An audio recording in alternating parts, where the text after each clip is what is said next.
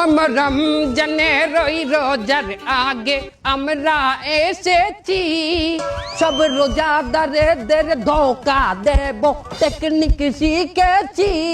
তোরা জাকাত দিবি লোক দেখাইয়া ছোয়াব পাবি না, তোরা চেহারি করবি ইফতার করবি নামাজ পড়বি না, তোদের টিকটক রিলসে ডুবাইয়া রাখবো নামাজ পড়তে দেব না।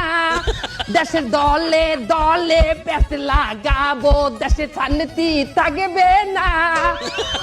রমজানের ওই রোজার আগে আমরা এসেছি, সব রোজাদারদের ধোকা দেব টেকনিক শিখেছি।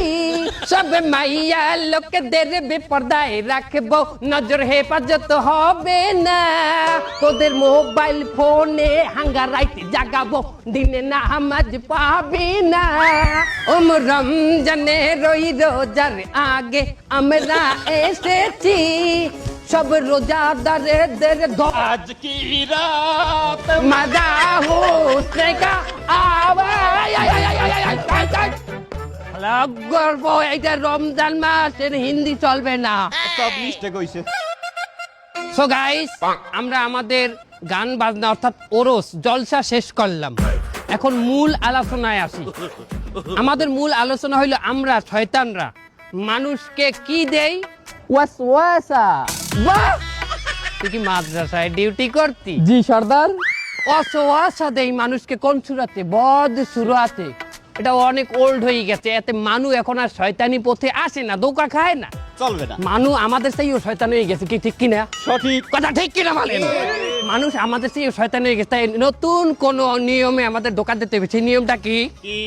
আধুনিক নিয়ম, নেক সুরাত। নেক সুরাত কেমন হয় তোমরা কি দেখতে চাও? যে সর্দার। ওকে, কি দেখতে পাইতে আছো নেক সুরাত? কিরম মুমিন মুমিন লাগে না আমারে?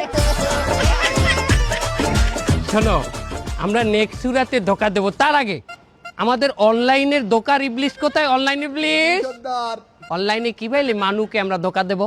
প্রথম আমি মেশ আসবো, মেশ আইতে ল্যাংটা ভিডিও বানাবো, ওটা 40,000 মুমিনের কাছে দেবো।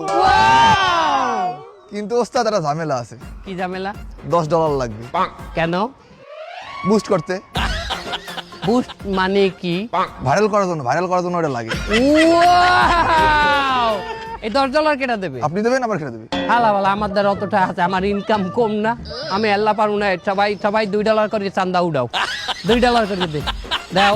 শয়তানের টাকা দেখা যায় না, টেনশন নাই, দাও $10 দা বুস্ট মারিস।